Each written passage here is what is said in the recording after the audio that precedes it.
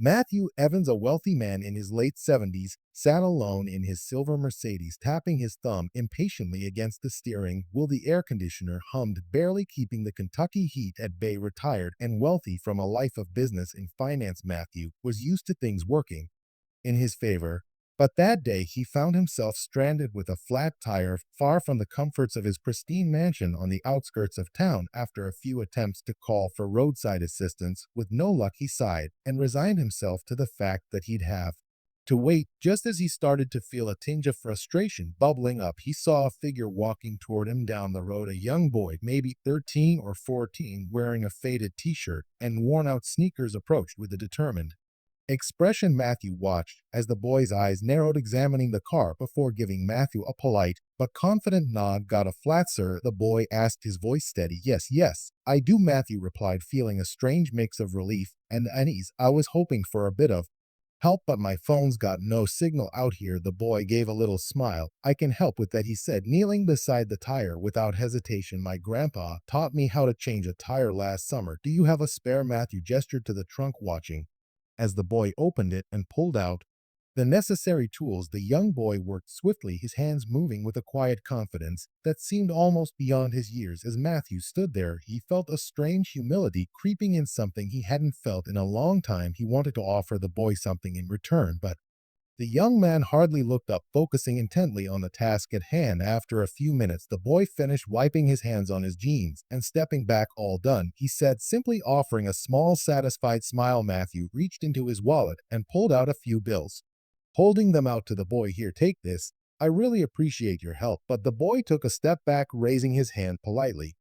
"Thank you, sir, but I don't need anything, just happy to help." Stunned, Matthew stood there, money still in hand, as he watched the boy turn and walk away down the road. The interaction had left him moved somehow, though he couldn't quite put a finger on why. Alone now, he slipped the money back into his wallet and got back into his car, watching in the rearview mirror as the boy's figure grew smaller in the distance. For the rest of his drive, Matthew's thoughts kept drifting back to the boy. There was a quiet dignity about him, a self-assurance that wasn't born from money or privilege, but from something deeper. That night, as he sat alone in his lavish home, Matthew found himself unable to shake the image of the boy walking away with nothing but a smile. That evening, Matthew sat in the leather armchair of his study, surrounded by shelves of books. He rarely opened. The room was quiet, save for the soft ticking of the grandfather clock in the corner. His dinner, a perfectly prepared steak and asparagus, sat untouched on the side table. He couldn't stop thinking about the boy. Matthew had encountered thousands of people in his lifetime: business partners, employees, investors. Most interactions revolved around negotiations,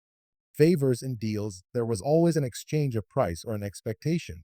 But this boy, this stranger, had helped him for no reason other than kindness. He leaned back, sipping his scotch. The memory of the boy's confident smile replayed in his mind. He didn't look like someone had much. Matthew thought the worn shoes, the faded clothes, the dust on his hands, it all told a story. And yet the boy carried himself with a kind of integrity that seemed so rare these days. The next morning, Matthew couldn't resist the urge to find the boy. He didn't know why, but something inside him felt unfinished. Maybe it was guilt, maybe gratitude, or maybe just curiosity. Whatever it was, he found himself driving down the same stretch of road, scanning the horizon for any sign of the boy. Hours passed as he stopped at gas stations and small diners, asking anyone who would listen if they'd seen a young boy fitting the description. Most shrugged or shook their heads, until finally an older woman behind the counter at a small cafe spoke up. "Sounds like you're talking about Elijah," she said, wiping her hands on her apron. "That boy's always helping folks around here. Lives with his mama over in Harlan." "Harlan," Matthew repeated, making a mental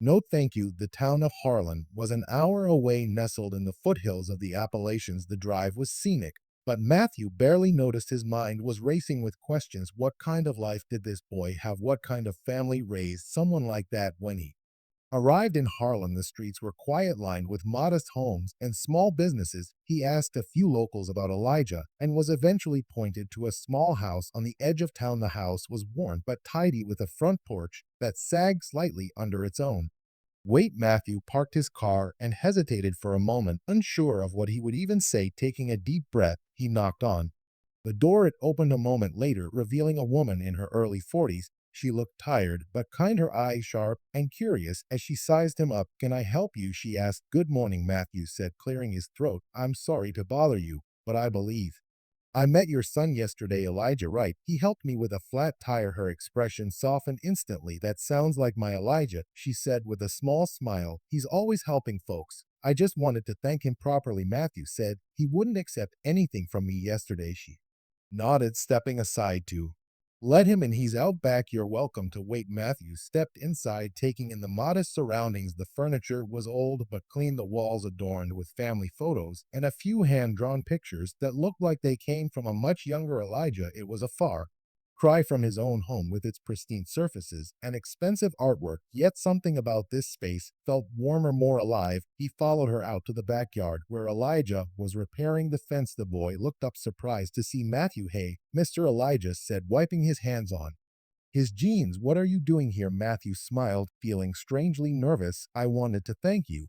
Again, you helped me when I really needed it, and I just couldn't stop thinking about it." Elijah shrugged, his expression easy and genuine. It wasn't a big deal, but to Matthew it was, and he was determined to show it. Elijah leaned against the fence, his curious gaze fixed on Matthew for a moment. Neither of them spoke. The boy's calm demeanor made Matthew feel slightly out of place, as though he were the one being judged. "I don't think you realize what a big deal it was," Matthew finally said, breaking the silence. "People don't usually help strangers without expecting something in return." Elijah tilted his head slightly as if puzzled by the statement. "I don't see it like that," he replied. "If someone needs help and I can do it, why wouldn't I?" Matthew was struck by the simplicity of the boy's logic. He looked past Elijah to the yard. The fence was patched together with mismatched wood, the grass uneven and sparse behind the house. An old swing set leaned precariously, its chains rusted and broken. It was clear that Elijah's family didn't have much, but they made do with what they had. "You've got a good head on your shoulders," Matthew said, meaning it. "Your mother must be proud." Elijah grinned, glancing back toward the house. "She works hard. I just try to help out where I can." Matthew was quiet for a moment, absorbing the boy's words. He thought of his own childhood spent in a house much like this one. His parents had worked tirelessly to make ends meet, teaching him the value of hard work and perseverance. Over the years, he had drifted away from those lessons, caught up in the pursuit of wealth and status. Now, standing in this yard, he felt an odd sense of nostalgia and regret. "I'd like to do something for you and your family," Matthew said at last. Elijah straightened up, his expression cautious. "We're okay, mister. We don't need anything." "It's not about need," Matthew insisted. "It's about what's right. You helped me, and I'd like to return the favor." Before Elijah could respond, his mother stepped out onto the porch, wiping her hands on a dish towel. "Elijah, you better come inside and wash up before lunch," she called. Then her eyes shifted to Matthew. "Would you care to join us? It's nothing fancy, but you're welcome." Matthew hesitated, unaccustomed to such an invitation, but the sincerity in her voice left him no room for excuses. "I'd like that," he said, following her into the house. Inside, the kitchen smelled of freshly baked bread and roasted vegetables. The table was small, surrounded by mismatched chairs, but it was set with care. Matthew took a seat, feeling strangely out of place in his tailored suit. Amidst the humble surroundings, Elijah washed his hands at the sink and joined them, his easy smile never faltering as they ate. Matthew found himself drawn into their conversation. Elijah talked about his school, his friends, and his dreams of becoming an engineer. His mother shared stories about the community, speaking with a quiet pride about the people who looked out for one another. Matthew listened intently, feeling a warmth he hadn't experienced in years. For all his wealth and success, his own home felt cold and empty compared to this modest house filled with laughter and genuine connection. After lunch, as they cleared the table, Matthew turned to Elijah's mother. "You've done a remarkable job raising him," he said. "He's got more heart than most people I know." She smiled, her eyes shining with gratitude. "Thank you. He's a good boy. But we've had our struggles. We've learned to appreciate the small things." Matthew nodded, his mind already turning over ideas. He didn't want to overstep, but he couldn't walk away without doing something for them. This family had given him a gift he hadn't even realized he needed. A reminder of what truly mattered. Matthew left their home that afternoon with a sense of clarity he hadn't felt in years. Driving back to his estate, he began to plan. This wasn't about charity, it was about honoring the boy's selflessness and the family's resilience. Elijah and his mother deserved more than patched fences and worn furniture. They deserved stability and recognition for the strength they showed every day. The next morning, Matthew made calls, lots of them. He reached out to old colleagues, contractors, and suppliers. By midday, a plan was set in motion. Within a week, trucks and workers began arriving at Elijah's home. Matthew stood on the sidewalk, clipboard in hand, directing the renovations as Elijah and his mother looked on in shock. "You didn't have to do this," Elijah's mother said, her voice trembling as she watched the crew unload supplies. "We've managed fine on our own." Matthew turned to her, his expression earnest. "You've done more than manage, you've thrived, but you gave me something I didn't know I was missing. Let me give back." Elijah was quieter than usual, standing next to his mother. With a thoughtful look on his face, Matthew knelt, slightly meeting his eye. "You taught me something, Elijah. Helping people isn't about money, it's about showing up.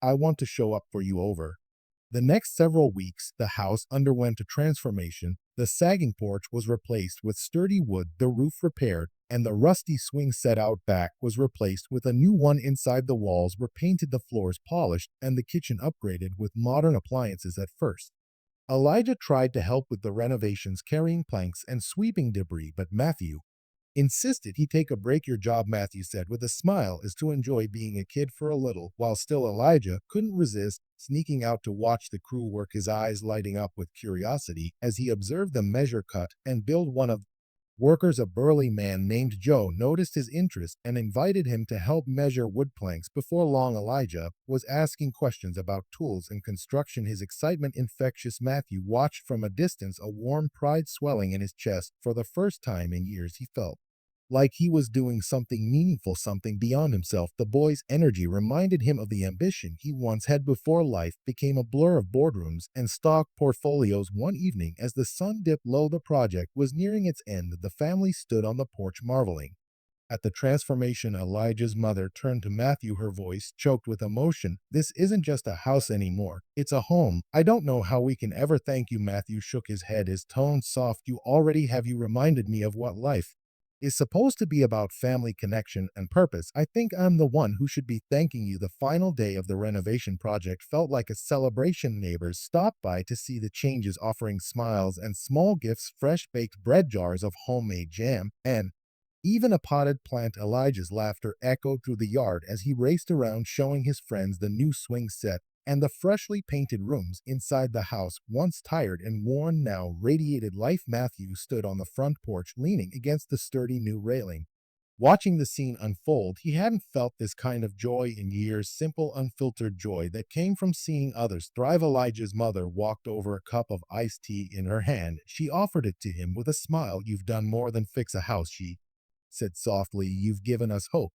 And I think you found something for yourself too." Matthew nodded, taking a sip. "I have," he admitted. "I spent so many years chasing things I thought mattered: money, status, influence. But none of it feels like this. None of it ever filled me the way this has." As the sun began to set, Elijah joined them on the porch, his energy still boundless. He looked at Matthew, his expression thoughtful. "Mr. Matthew," he began, "I've been thinking a lot about what you did for us. I want to do something like that one day. I want to help people too." Matthew placed a hand on Elijah's shoulder, his voice steady. "You already are, Elijah. Your kindness set all of this in motion. Don't ever lose that." The three of them sat together, watching the sky shift from gold to deep orange. The warmth of the day lingered, but there was a deeper warmth, one that came from connection, gratitude, and a shared sense of purpose. When it was time for Matthew to leave, Elijah and his mother walked him to his car. The boy's wide grin and his mother's tearful smile were etched into Matthew's memory as he drove away. This wasn't the end. He realized this was just the beginning of a new chapter in all their lives. The weeks that followed brought more changes. Elijah's